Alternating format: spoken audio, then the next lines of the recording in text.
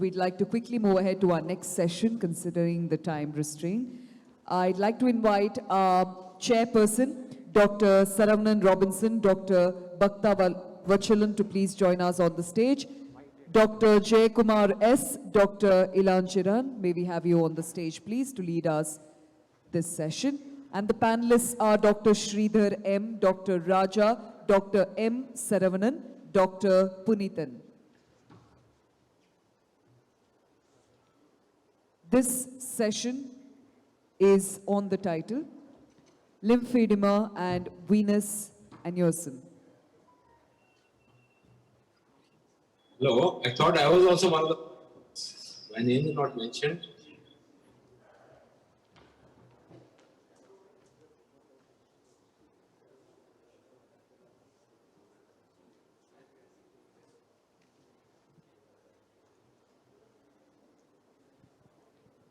Good morning. We will start straight away the session. This session covers the lymphedema and venous aneurysms. First topic, manual lymphatic drainage, will be presented by Mr. Edwin.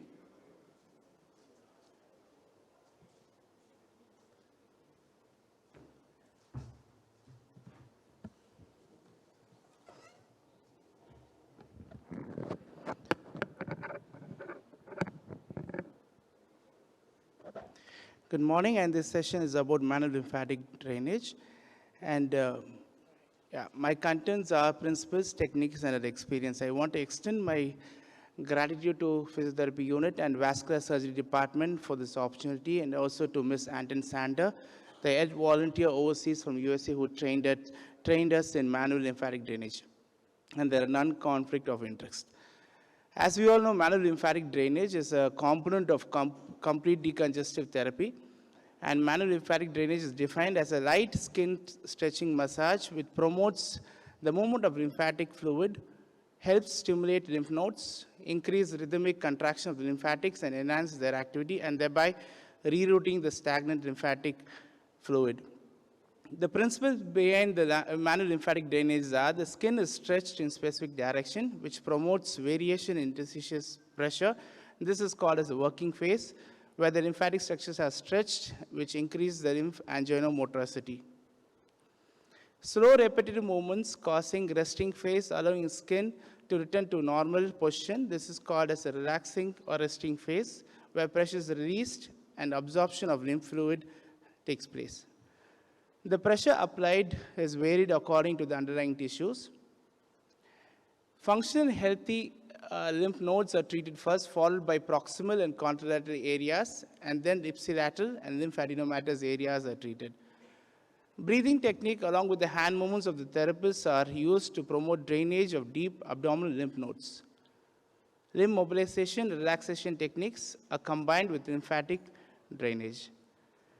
Primary and secondary lymphedema, post-operative edema, post-traumatic edema, chronic venous insufficiency, and palliative care are the indications for manual lymphatic drainage. Untreated congestive heart failure, acute inflammation caused by pathogenic germs, acute renal failure, acute deep vein thrombosis are absolute contraindications, and malignant lymphedema caused by active cancer, renal dysfunction are relative contraindications. There are two phases involved in manual lymphatic drainage. Phase one is the active phase, which focuses on mobilization of the fluid. The number of weeks depends on the amount of swelling and the tissue firmness. Complete decongestive therapy for 1 hour session, 4 to 5 days per week is advised, and bandages are worn throughout the day and only removed to bathe. The second phase is the maintenance phase, which aims at maintaining the swelling reduction, which lasts for months or for years. Elastic compression garments are worn during the day, and bandages are worn at night to decrease the daytime swelling. Self-manual lymphatic drainage for 20 minutes per day is encouraged. In manual lymphatic drainage, there are 4 main strokes which are used: the stationary circles, scoop technique, pump technique, and the rotary technique. We'll be watching the videos with the description of the techniques. Volume, please.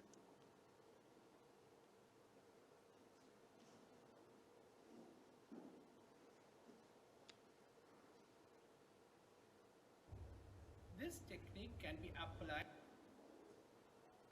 Stationary circles. This technique can be applied on all areas of the body. The technique uses circle-shaped stretching of the skin with the palmar surface of the finger or the entire hand. During the working phase, the pressure will smoothly increase in the direction of the lymph flow. The hand is relaxed and maintains contact with the skin during the relaxation phase.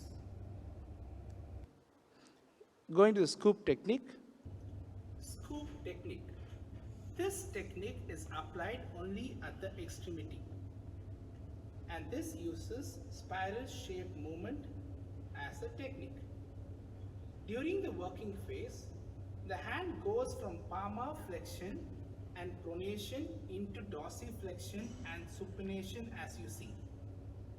And during relaxation phase, the hand returns back to palmar flexion and pronation.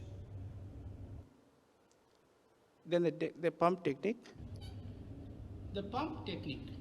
This technique is applied mainly at the extremities. Circle-shaped stretching of the skin with the entire palm is used. During the working phase, the hand is placed in palmar flexion and slight ulnar deviation. The thumb is in opposition to the fingers. The hand is lowered onto the body so the palm has full contact with the skin. And during the relaxation phase, the hand goes over into ulnar deviation. The last technique is rotary technique. Rotary technique. This technique is applied mainly at the thorax or the trunk. Circle-shaped displacement of the skin with the palm and the thumb is used in this technique. During the working phase, the hand is raised, the thumb is abducted, all the finger joints are extended, and the fingertips have skin contact. Without pressure, the hand will be lowered to the ulnar side while the thumb is sliding to radial side. The skin will be displaced with increasing pressure over the entire hand with simultaneous thumb adduction. And during the relaxation phase, the hand is raised again with the fingers sliding to the next stroke. Yeah, and this is the sequence of upper limb and lower limb where we use the lymphatic anastomosis as an advantage. And going to the experience, I want to present cases. Case 1, which is 52-year-old male, a salesman from Calcutta, had 22 years of history of lymphedema. And this is a picture which demonstrates or shows about a reduction of 94 centimeter circumference to 53 centimeter circumference after 4 weeks of CDT. This is a case 2, which shows a reduction from 53 centimeter to 35 centimeter after 6 weeks of CDT. And this is a case where it's a teacher from Mizoram who developed lymphedema after a rapamycin allergy. And there was a reduction of from 42 centimeter to 33 centimeter. As a summary, lymphedema is an efficient technique. Choosing the right population is important. Doing the technique gives better result than knowing the technique alone. In case of any further clarification, that's my email ID. Thank you. Thank you. The next speaker, Dr. Ashish Gupta on bandaging and decongestant therapy.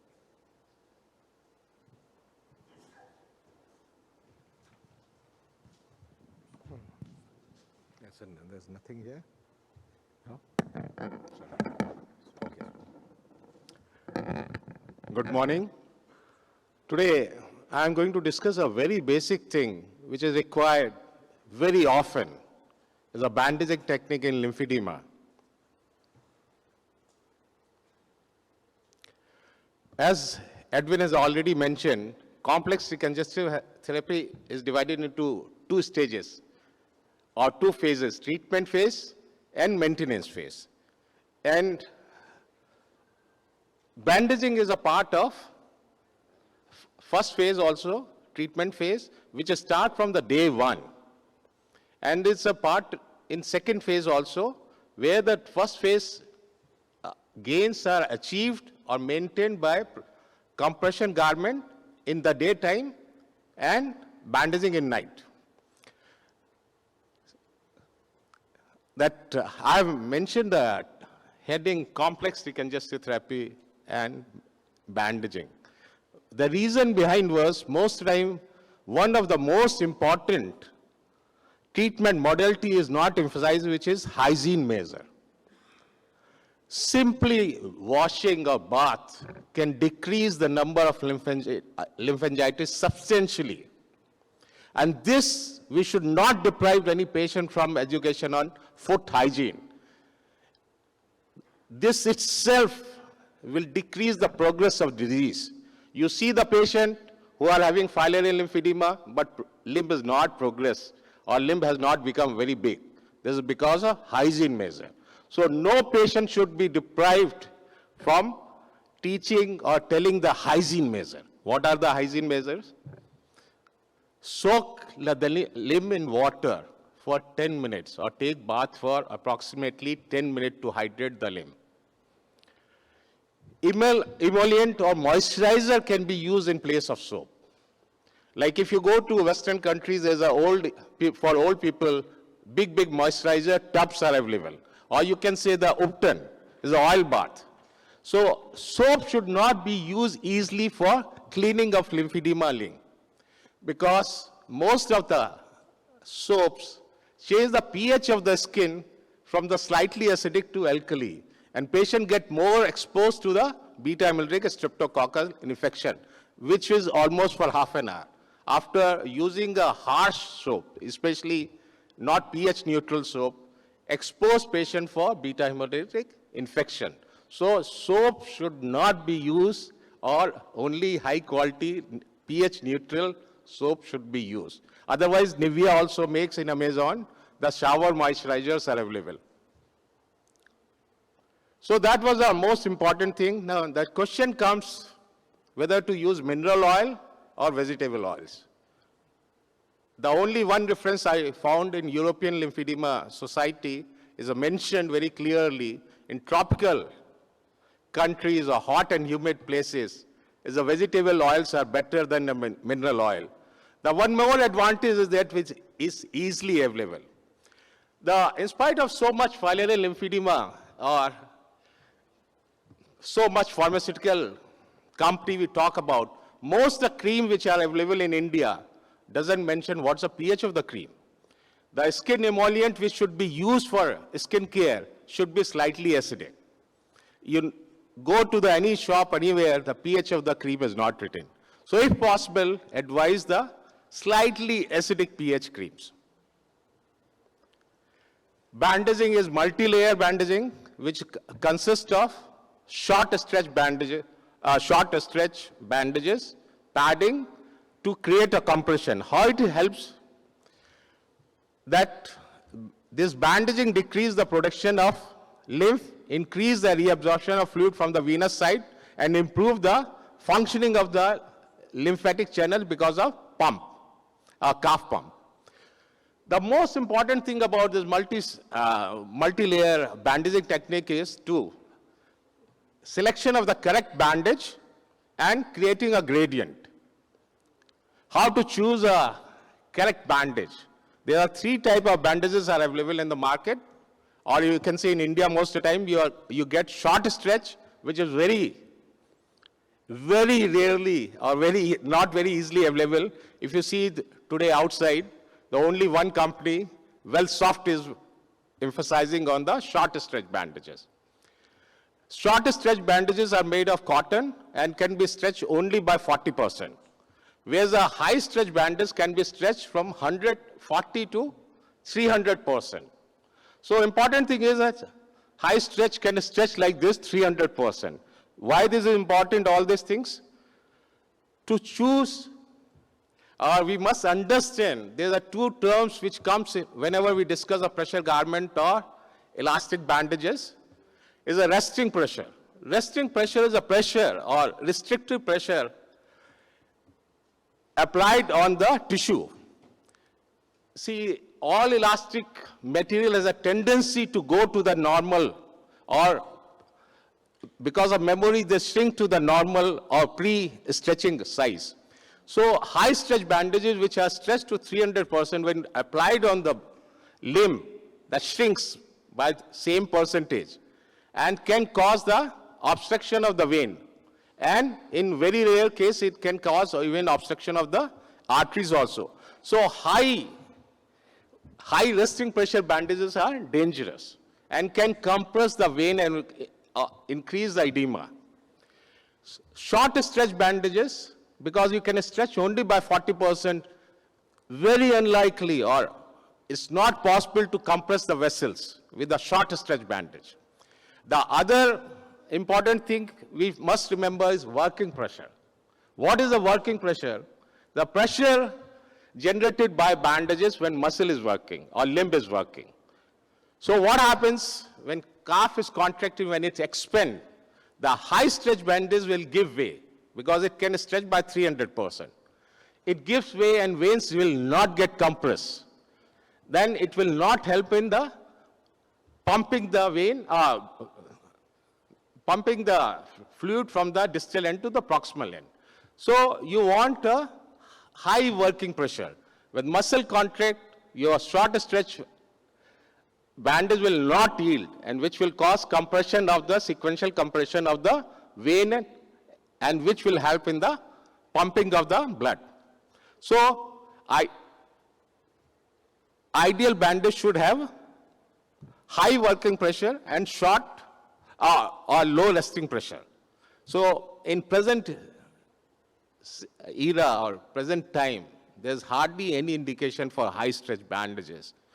Whenever is possible, use short stretch bandage, because short stretch bandage only helps in calf pump.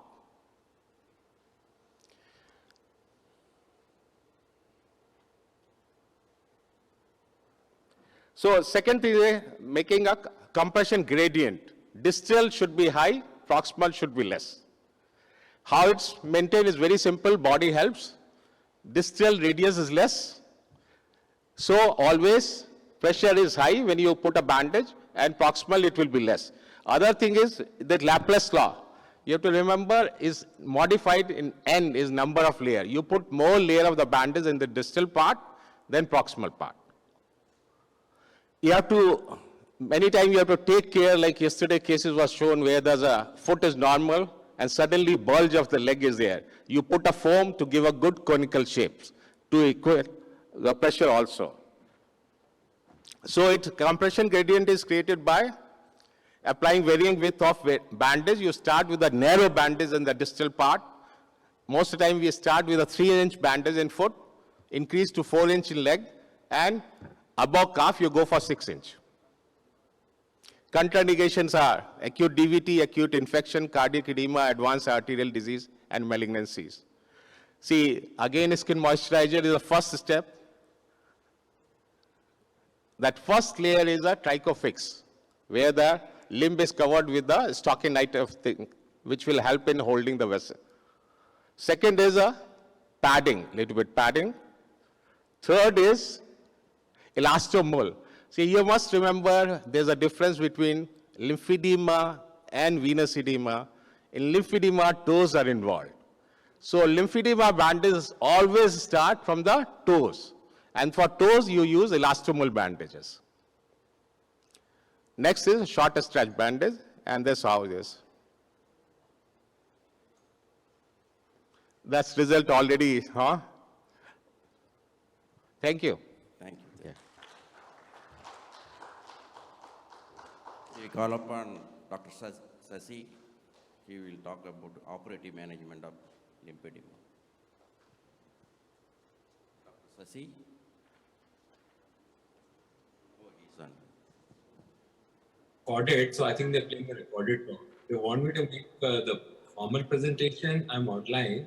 Then if they put it on the screen, I will do that.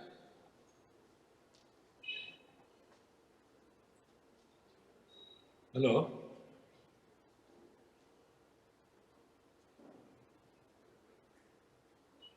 Are you starting the recorded or my formal presentation?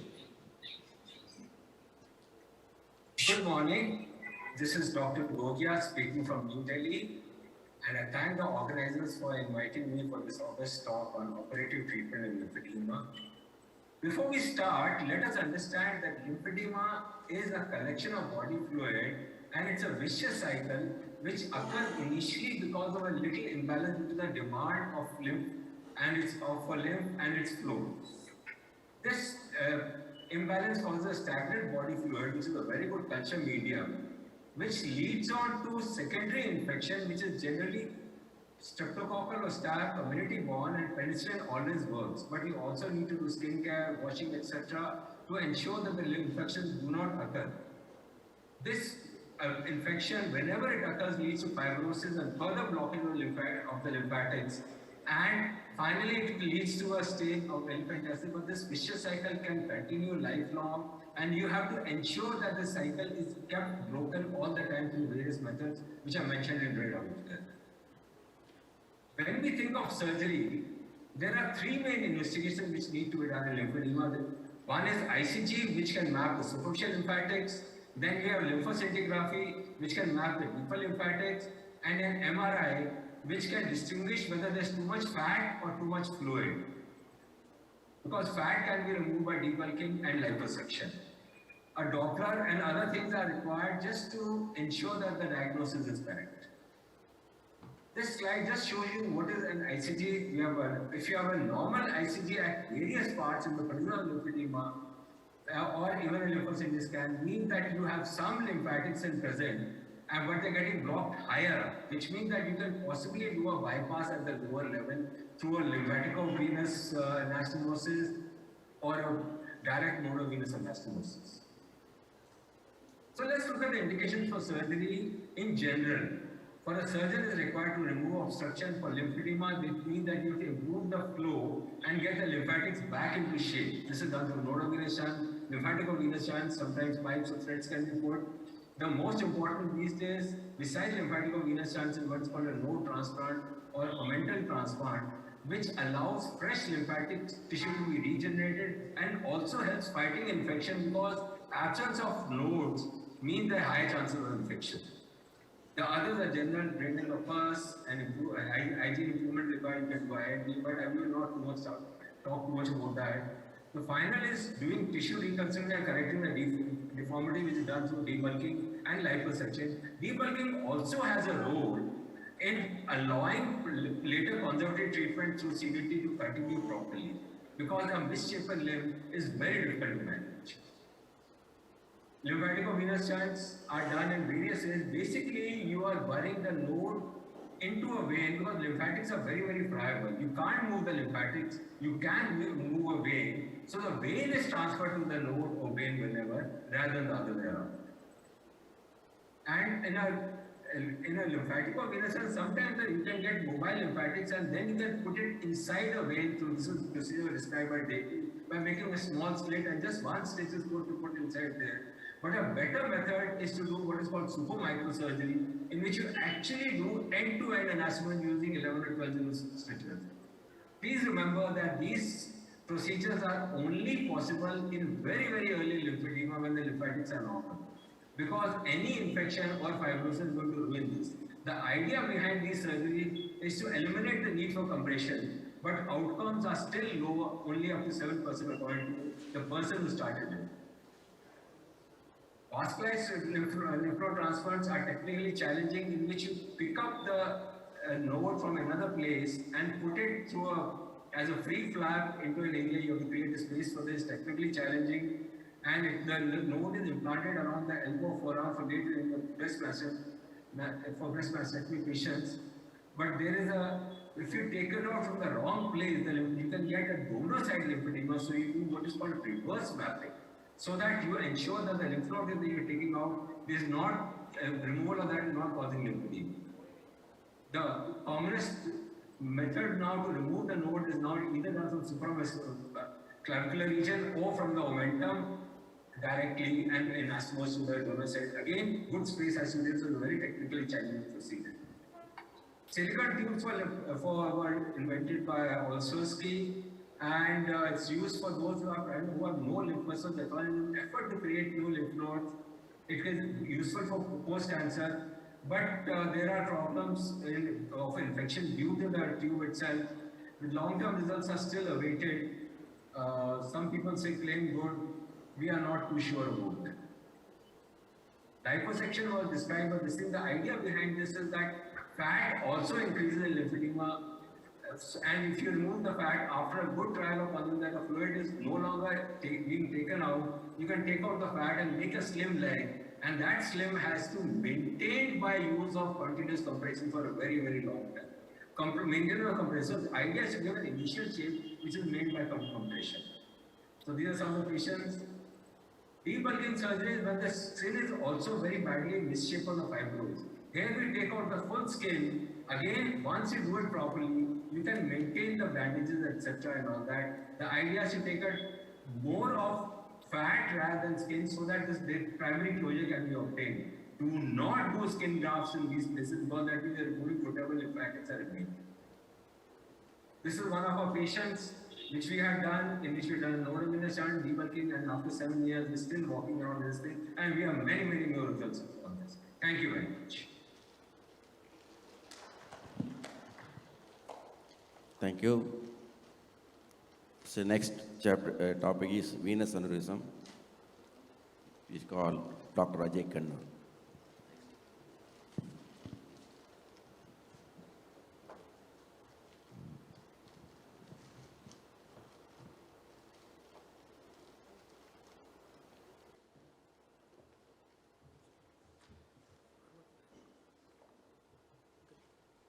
Is the forward? Okay. Good morning, friends. Today I'm going to discuss something a little unusual, because I never heard that anybody talking about the venous aneurysm. Everyone talks about arterial aneurysm, aortic aneurysm, and all those, but hardly anyone talks about the venous aneurysm.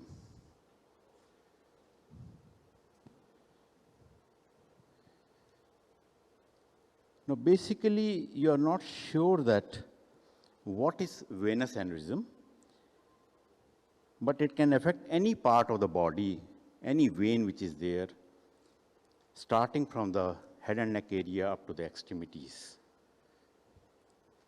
It is basically a persistent, isolated dilatation, usually twice the size of the normal vein.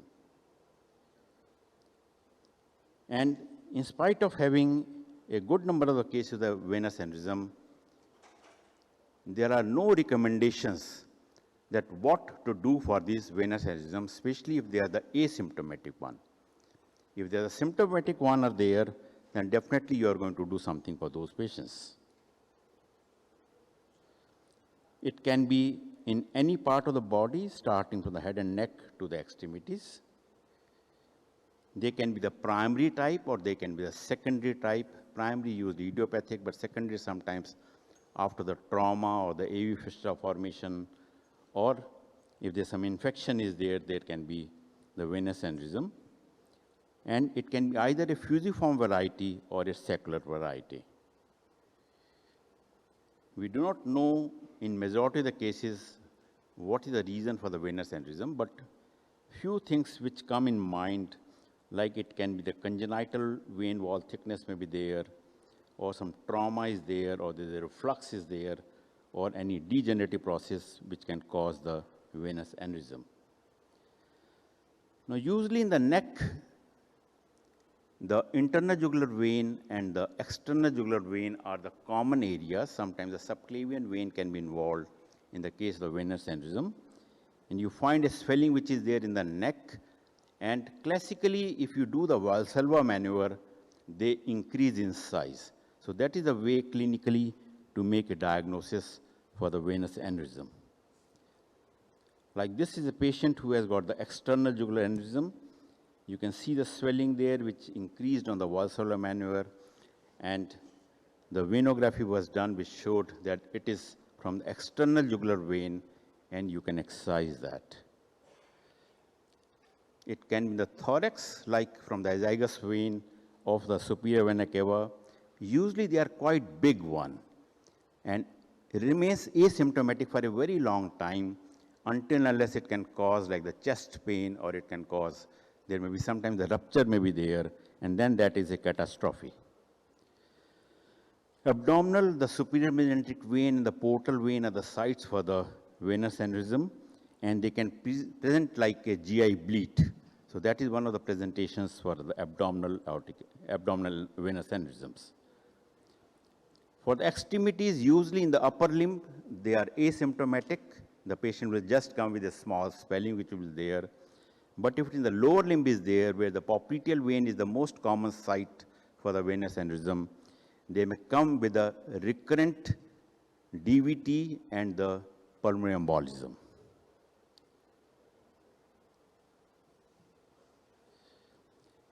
Now, because the swelling is there, it is a contention that whenever you get a swelling in the groin region or in the popliteal region, you may think it is just a cystic lesion is there, or in the inguinal region if it is there, like the hernia is there, or a simple abscess is there, or a lipoma is there. You should not put a needle until unless you have carried out a color Doppler for that to exclude that this is not a case of the venous aneurysm. So diagnosis is on the duplex ultrasound, on the CT venography, the MR venography, and sometimes you can do the invasive venography, which is usually not required. Now, this was a series of the popliteal venous aneurysm published somewhere long back, where they have shown almost over 50% of the patients, they presented with the recurrent VTE. So popliteal aneurysm has to be taken very seriously, that they can kill the patient. This patient with a popliteal venous aneurysm where it was resected, and then we carried out a vein conduit for the continuity of the popliteal vein. So what are the various decisions to intervene? It depends on the location of the venous aneurysm. It will depend upon that what are the consequences. Is it a rupture is there, or it's a very rapidly expanding, causing the pressure over the other structures, and the patient comes with you with the acute bleed. So treatment depends on majority of the cases. If it is for the asymptomatic one, usually there is no consensus available in the literature that what to do for those. But if it is symptomatic one is there, definitely you are going to offer some type of the surgical repair. Somehow we have advanced so much in the vascular treatment by the endovascular treatment for the various other vascular diseases, but endovascular treatment is not advisable for the venous aneurysm somehow. And there are very few reports, case reports which are there where they have done the endovascular treatment, but otherwise it is advisable to go for the open treatment. So surgical treatment will depend on the location, the shape of that, whether it is a fusiform variety or the sacral variety, and if there is a thrombus which is present in that. Usually for the neck veins, you excise that, but like in the popliteal vein, you are going for the tangential aneurysmography will be done, where you will excise the sacral variety of that and then repair the vein either directly or by the vein patch which is there. So you can carry out the aneurysm section and continue to the vein.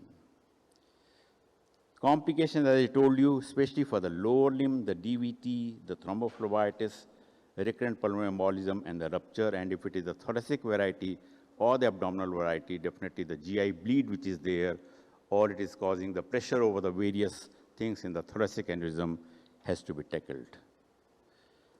We had a very small series of about 12 patients, though because venous aneurysm is not a very common entity, and probably I'm not sure that how many people have seen the venous aneurysm.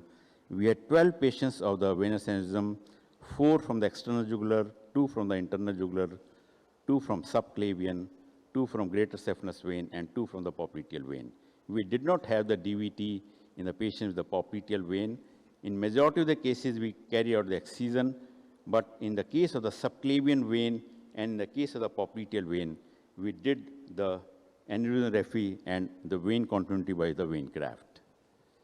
So finally, to conclude, venous aneurysm is a rare condition. I think we have to see more cases to when you suspect that. There are no guidelines which are available for these cases, especially the asymptomatic cases. Open surgery is the treatment of choice. Endovascular treatment is usually not carried out, and surgery is mainly for the cosmesis and for any complications. Thank you very much.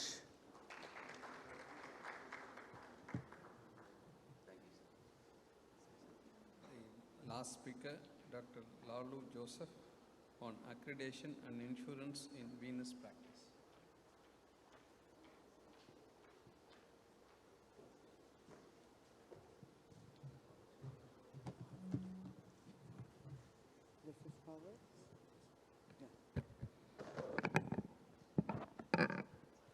Good morning, and thank you very much, organizers, for inviting me. I bring greetings from the Christian Medical College, the Quality Management Cell, and the Consortium of Accredited Healthcare Organizations in India. My talk is going to be on accreditation and insurance. So what are we talking about? The safety culture in this country. With this kind of a culture in our country, we are going to be talking about patient safety, the patients we are going to be handling in our hospitals. We all know the odds of dying in hospitals when patients come in. When it's an aircraft accident, the ratio, the odds of dying is very, very low. Whereas data shows that's almost 1 in 300 admitted patients who die because of some medical error that's committed in the hospitals. How hazardous is healthcare? Now, if you look at the Western literature, it is very glaring. We don't have data at all in our country to substantiate this. So if you look at the graph that is put in front of you, healthcare is compared to bungee jumping. It is equivalent to a patient climbing on top of a cliff and jumping from there. So that is the hazard of this industry. Medical practice, probably at one point in time, was not very effective, but simple. Today it's highly complicated, but very, very effective. And that's the reason why you see this mob violence and aspects of failures in healthcare delivery being projected out of proportion. But we do realize in our healthcare setting that every day we see failure in healthcare delivery, whether it is improper hand hygiene, non-adherence to PPE, medication administration related errors, surgery on a wrong patient or a wrong body part, retained objects, fire in our setting, wrong gas connected. This is not uncommon to us. May not be on a day-to-day basis, but we do hear from all hospitals in our country. Look at this very pretty lady. When you look at her, the first thing that comes to our mind is the 27 plastic surgeries that she underwent probably. But she probably is the person whom we should consider as one of the ladies who actually brought in patient safety into this country. Her mother, Rajeshwari Ayyappan, was admitted in the leading center in Manhattan, Sloan Kettering, for a brain surgery. And she was operated on the wrong side of the brain. And we know the history. This was in 1996. Can it happen here? Certainly yes. Look at this case. 2 ladies, one for a cervical ligation and another one for a DNC. The surgery was reversed, and imagine the situation of the surgeons who went through this. Wrong site marking. This is a very real incident that I had to go for an investigation. The knee arthroscopy conducted on the wrong knee. Now, in this particular unit, the procedure was that the postgraduate, you know how they shift between units. And here, in the first unit, if X was marked in that knee, then that knee was not to be operated. But in the other unit, if X was marked in that knee, that was the knee to be operated. Poor postgraduate, caught between both the units and the wrong knee. And here the nurse knew what was happening, but she was very scared of the surgeons, so she did not raise the alert. This is a real incident. This happened in Austria very recently. Wrong leg removed. And this they did not notice till they removed the bandage. This was a 92-year-old gentleman. Can this happen in our setting? Certainly yes. We do hear incidents like this every day. Fire at AMRI hospital killing 92 patients. Power outage at Puducherry. Can you imagine dialysis patients dying? This is the actual situation. When I went for an assessment in Ahmedabad, I'd asked the technologists, how will you evacuate the patient in case of a fire in this setup? All of them were blank because the mock drill that is conducted is in the basement car park. And nobody knows that this patient is connected to a machine, probably just 150 ml of blood. It's a matter of just making him sit up, no syncope, just make him walk, that's it. You just have to clamp and make the patient walk because these are ambulant patients. That's why our hospitals are becoming real disasters and oven because we do not really practice or a surgeon doesn't know what to do in case of a fire when there's a midpoint surgery going on. This is a day-to-day incident in our country. And that's the reason why Arnab Goswami is shouting on top of his noise that India wants to know from all you surgeons as to how safe are your hospitals. What is the answer? I'm not saying that there's any ready-made answer, but certainly accreditation can be an answer. Everybody, when you look at your quality managers, I'm sure you really want to throw them out in your hospitals. But look at it from another angle, from a patient safety perspective. Accreditation is not rocket science. It is what you learned in your medical practice, what you have forgotten to do. It's just a reiteration of that on a day-to-day basis. It is based on written and published guidelines, reviews conducted by your own professional peer. It is not from the health other industry that they are coming in. The accreditation process is administered by an independent body, and the aim is to promote organizational development. This is, in my opinion, a simple toolkit for the doctors. Very simple measures can save lives. Look at it, just an ID band to identify your patient. Look at the medications there. Look-alike and sound-alike medications are everywhere. Wrong medicines could be given to your patients. This simple WHO surgical safety checklist can prevent that incident like Sridevi's mother, what Rajeshwari Ayyappan went through. But we don't take it seriously. It's just becoming like tick lists, where surgeon is busy operating, anesthetist is busy with his part, and it's the poor circulating nurse probably who's using it like a tick list. That's the problem. Avoidable confusions are everywhere, and these simple measures can save lives. So what are the benefits of this accreditation? For patients, they are the biggest beneficiary. High quality care and by credentialed medical professionals, their rights are respected. For the organization, it is continuous improvement, demonstrating commitment, community confidence that this hospital has been evaluated by professional peer, and opportunity to benchmark with the best in the country. For the staff in the healthcare organizations, overall professional growth because they're continuously learning newer things, continuous learning, good work environment, leadership qualities are built up, and ownership of clinical processes. Now, in all this, where does insurance come into the picture? Insurance has been a major player which has been pushing accreditation, not just in our country, but across the globe.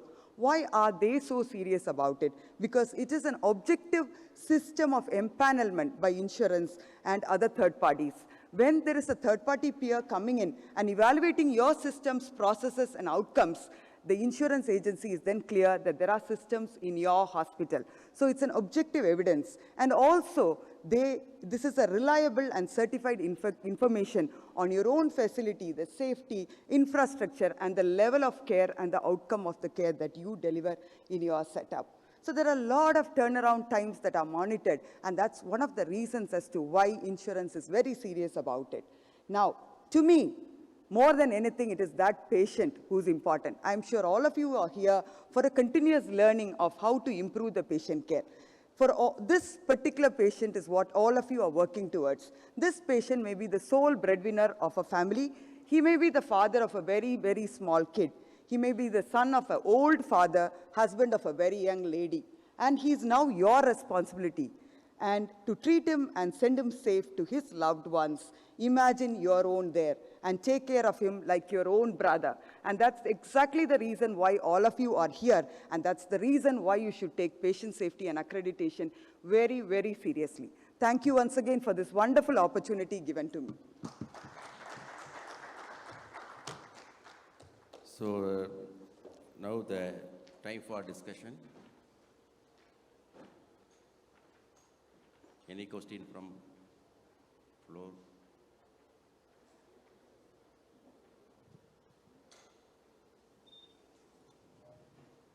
Good morning, sir. This question is for Dr. Sashi George Gogia. Sir, you've spoken about surgical options, right? And in one of your slides, you have mentioned that you give penicillins, right? Sashi Gogia, yes, sir. So you give penicillins and pharmacotherapy also. So how long do you put these patients on penicillins, and we also give DEC? So is this a lifelong thing? Because we see patients come year after year with the same prescriptions like penicillins and Hetrasam. So how long do you continue these medications in addition to your other conventional lymphatic drainage and bandages? Hello, is this question for me or for someone else? Okay. So yourself, sir. Sorry, thank you, because I could not make it. I'm online only. So first of all, we start penicillin before we start any treatment for all patients, because 80 to 90% of them we expect, especially for the leg patients, we expect that some infection is present, mostly strep or staph. We recommend for at least 1 year, and just like we do for prevention of rheumatic heart disease, 1 injection every 3 weeks. And this is to be continued at least till the end of the next monsoon. That is 1 monsoon, so 1.5 years, or what, even up to 2 years, depending on when the monsoon started, right? The idea is that during monsoon, the chances of infection are higher. If you still keep getting infection after that, you may have to continue lifelong. I hope that answers it.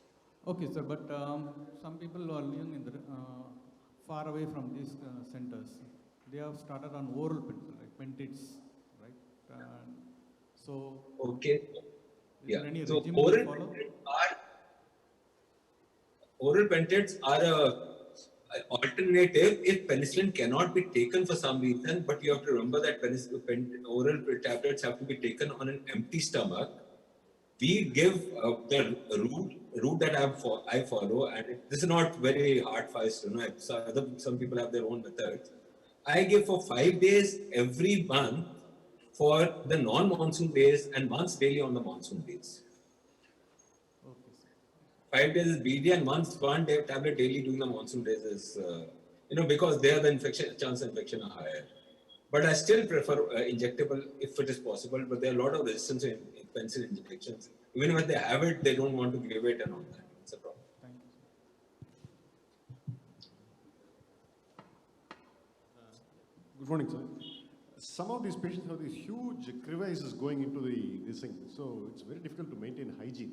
All the sweat and the desquamated skin and everything gets accumulated there, and this is how it sets off the infection. So how do you address this? These huge legs with deep fissures going into the leg. Well, actually, the photo that I showed you was exactly like that. We have do a good washing and follow a meticulous cleaning. I think Dr. Ashish mentioned about that. We go deep inside, and I slightly disagree that soap I like to use, but definitely we wash it off. Prefer a moisturizing or pH balanced soap, but yes, we do give it, and we have managed to treat all of them. If they're very large and there's still some hanging pores or fibrotic areas at the end of it, we do a deep bulking like we showed in a slide. Yeah. And we definitely give many of these patients, you have to look in the webs as well as the deep crevices. They generally have a fungal infection, candida, and we do give antifungal powder, sometimes tablets, but antifungal powder at the end of it. Keep it dry. We put you put your fingers between the webs. Sorry. Put the fingers between the webs, between the crevices, and also the crevices with soap and water. Wash off the soap, and after that, wipe dry and put antifungal powder. We need meticulous hygiene is very, very important. Sir, regarding lymphatic venous anastomosis, for example, for class 3 or 4 lymphedema upper limb, how many anastomosis you prefer? Because time consuming anastomosis. Yeah.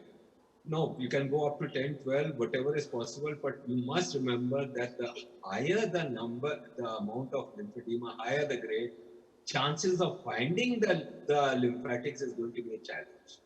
You need to have the lymphatics to anastomosis. Generally, it cannot occur, and once a person has gone into the fibrotic stage, chances that after any infection is going to destroy anastomosis. So the life of these procedures is not very long. I must warn you. Do as many as possible. Number 2, do you prefer any specific length between each anastomosis? Sorry, which procedure? For the lymphatic venous? anastomosis, yeah. You have to have the confidence and the technical capability of doing it. And you also need, especially if you're doing it lymphatic or venous aneurysm, do not think of doing it without an ICG. Because you have to identify the flowing lymphatics on the spot. It has to be free-flowing lymph. Nodovenous is technically less challenging, but you should be able to see the nodes on the lymphocyte scan before you start the procedure.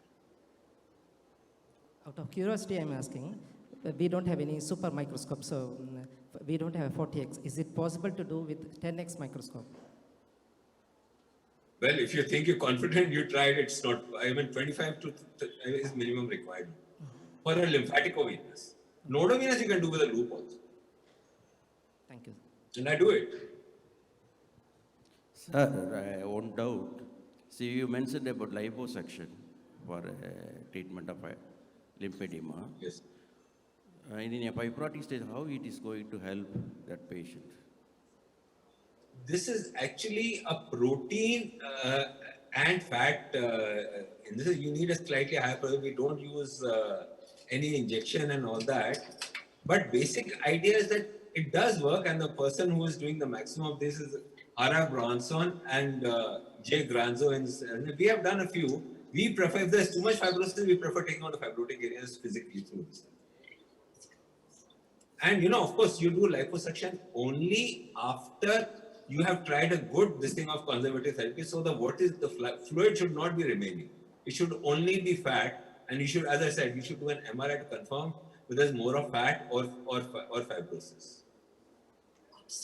So, regarding lipovenous shunt, yes. So what is the long-term result, sir? Initially, it is promising. Yeah. So as I said, no, you should do it only in the early stages. And I showed you the published results that the idea behind it is that you should eliminate the need for CDT and compression. That results in the best hands of 7%. But since it's a very simple, safe procedure, there's no harm in trying it. The earlier you start, the better.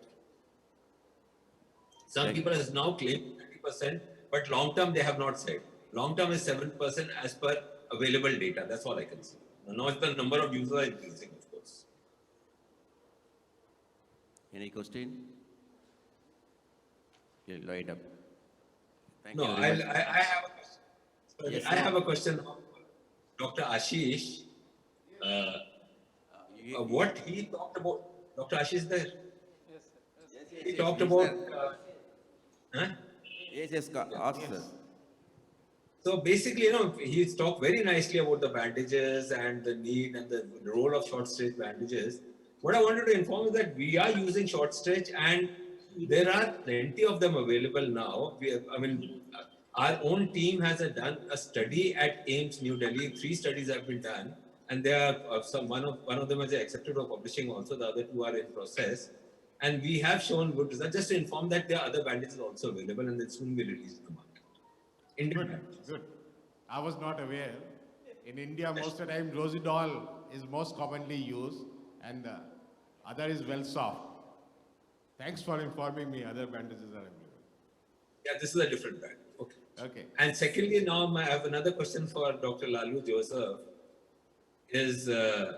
She made a very nice comment on the need for accreditation and all that. Only thing, we are working out here. I have a small surgical center at my own place, and the need for accreditation. But when I went for really the accreditation, I found, there's certain problem that many of these things are just, you cannot do it. Like a friend of mine who runs a small little, a fairly big hospital in a remote area. The accreditation, they said for a blood bank, you need 2,000 square feet of air-conditioned space. Some of these, criteria are very, very impossible to comply to. We have to really work on make them simpler and easier to comply. That's, general comment that we have. We all know that some of these, I'm sorry to, impinge that way, but many of the corporate hospitals are trying to impinge that small hospitals should close down because they're not following standards. We have to make them a little possible for people who are doing good work to continue and not just being wrapped out because of certain simple thing which is there but not really necessary. Mr. Kamal. Yes, sir. Thank you so much, and I really appreciate that. That's exactly the picture across the country. Because as you realize, these guidelines are put up by national organizations. When it comes to the example that you took, the blood bank storage, it is by the, the approving agency for blood bank licensing that this is part of the norm.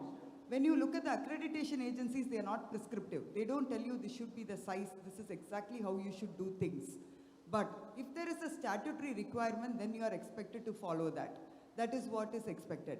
But having said that, organizations like ours, which is the consortium of accredited healthcare organizations, the Association of Healthcare Providers of India, we are all working very closely to try and make some sense prevail in this country, to say that, you cannot go by written norms here.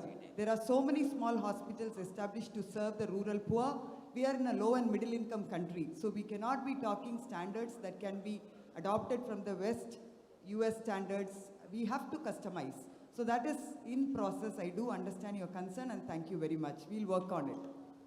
Thank you very much, sir. This time, the session will wind up. Thank you.